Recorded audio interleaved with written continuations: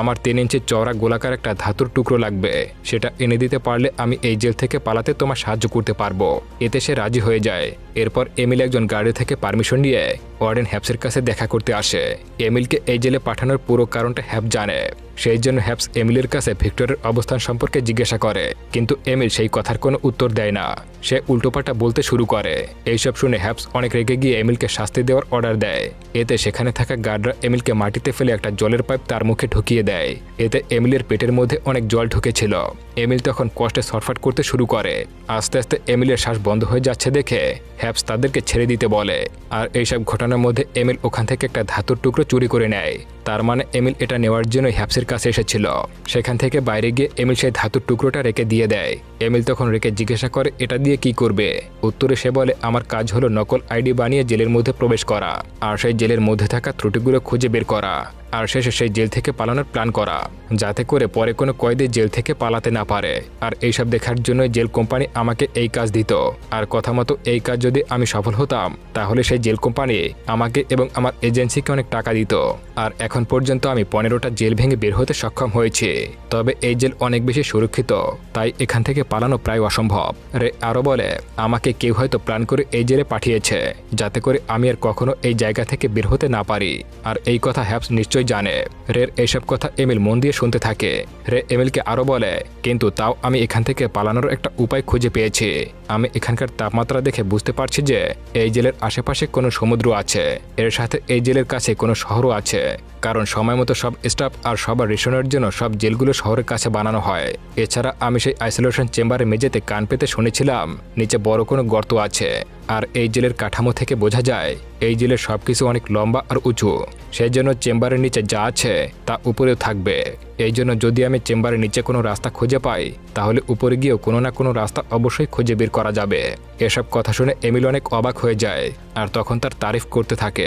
রে তখন এমিলকে বলে, আবারও আমাদের দুইজনকে ওই আইসোলেশন চেম্বারে যেতে হবে।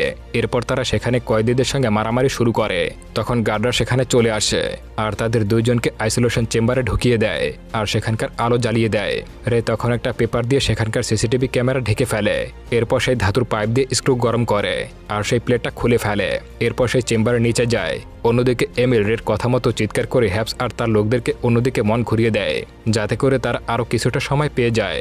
অন্যদিকে রে তাড়াতাড়ি সামনের দিকে দৌড়াতে থাকে, কিন্তু নিচের দিকে কোনো রাস্তা সে দেখতে পায় না। আবারও পাইপ বেয়ে উপরে উঠতে শুরু করে, আর উঠতে গিয়ে তার হাতের ধাক্কায় সেখানে থাকা একটা ইলেকট্রিক তার ছিঁড়ে যায়। এতে করে সেখানে থাকা একটা পাইপ দিয়ে জল ঢুকতে শুরু করে, কিন্তু রে এসবের দিকে নজর দেয় না। সে তাড়াতাড়ি উপরে উঠতে থাকে আর সামনে গিয়ে সে একটা দরজা দেখতে পায়। দরজা ঘুরিয়ে খুলে ফেলে আর সেখানে এক ছাদ দেখতে পায়, কিন্তু বাইরের দৃশ্য দেখে তার মাথা ঘুরে যায়। সে দেখে চারপাশে শুধু জল আর জল, আর এই জেলটা একটা বিশাল জাহাজের মধ্যে বানানো হয়েছে। রে তো বুঝতেই পারছে না কোন সমুদ্রের মধ্যে এই জাহাজটা আছে। আর তখনই সে জাহাজের ছাদে নিরাপত্তা কর্মীদের দেখতে পায়। সেটা দেখে রে আবারও ভিতরে ঢুকে পড়ে, কিন্তু ঢোকার সময় পা পিছলে রে জলের মধ্যে পড়ে যায়। অন্যদিকে হ্যাপস জেনে যায় জাহাজের মধ্যে জল ঢুকেছে। সেই জন্য সে গার্ডদেরকে বলে আইসোলেশন চেম্বার খুলে কয়েদিদেরকে বের করো, কিন্তু ভাগ্যক্রমে এরই মধ্যে রে সেখানে আবার ফিরে আসে। এদিকে দেখে যায় রে কাজের জন্য যেই টাকাটা পাওয়ার কথা ছিল সেটা বাতিল হয়ে গেছে। তার মানে রে এখন আর কোনো টাকাই পাবে না। এসব শুনে ক্লার্ক অ্যাবিগেলের সঙ্গে ঝামেলা শুরু করে দেয়। ক্লার্ক অ্যাবিগেলকে অনেক কিছু বোঝাতে থাকে, কিন্তু অ্যাবিগেল তার কোনো কথা না বুঝে তাকেই দোষারোপ করতে শুরু করে। অন্যদিকে সেই চেম্বারে হ্যাপস স্ক্রু খোলা দেখে তাদেরকে সন্দেহ করতে শুরু করে, আর তারপর থেকে রের উপরে নজরদারি করতে থাকে। তারই মধ্যে একদিন দেখা যায় হ্যাপস ফোনে কিছু একটা নিয়ে ক্লার্কের সঙ্গে কথা বলছে, আর এখানেই জানা যায় আসল সত্যিটা। ক্লার্ক বলে প্রাইভেট জেলগুলো অনেক টাকা খরচ করে বানানো হয়, কিন্তু রে সেখানে গিয়ে ফাঁকা বের করে বেরিয়ে আসে। এতে সেই জেলের মালিক আর কয়েদি রাখতে চায় না। এতে তাদের অনেক ক্ষতি হয়ে যায়, সঙ্গে সঙ্গে সেই সব জেলের বদনাম হয়। আর সেই জন্য এসব বন্ধ করতে ক্লায়েন্টরা রেখে আটকে রাখতে এই জেলে পাঠিয়েছে, আর সেটা অনেক টাকার বিনিময়। সেই টাকার ভাগ তোমাকেও দেওয়া হবে।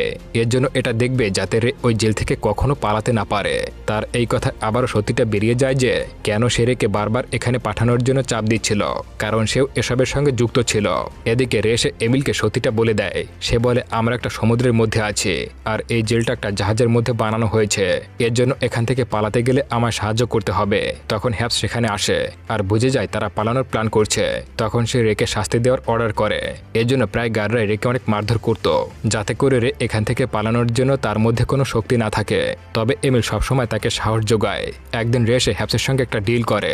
সে হ্যাপসকে বলে, আমি এমিলকে বুঝিয়ে তার বস ভিক্টর কোথায় আছে তার অবস্থান তোমায় বলে দেব, তার বদলে আমাকে তোমায় ছেড়ে দিতে হবে। আর সেটা করলে আমায় আটকে রাখার জন্য যে টাকা পাবে তার থেকে অনেক গুণ বেশি পাবে ভিক্টরকে খুঁজে পেলে। সব কথা হ্যাপসও রাজি হয়ে যায়। এরপর রে তার প্ল্যান অনুযায়ী কাজ করতে শুরু করে। সে কথায় কথায় ভিক্টর সম্পর্কে অনেক কথাই জেনে নিত আর হ্যাপসকে ভিক্টরের ব্যাপারে কিছুটা সত্যি আর বাকিটা মিথ্যা বলতো, যাতে হ্যাপস তাকে কোনোভাবে সন্দেহ না করে।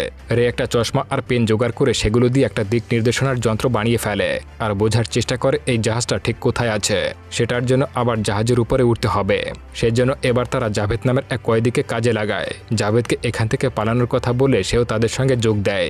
এরপর প্ল্যান মতো জাভেদ হ্যাপসের সঙ্গে দেখা করতে যায় আর তার সাথে একটা ডিল করে। সেটা হলো জাভেদকে সাদে নামাজ পড়তে দিতে হবে। তার পরিবর্তে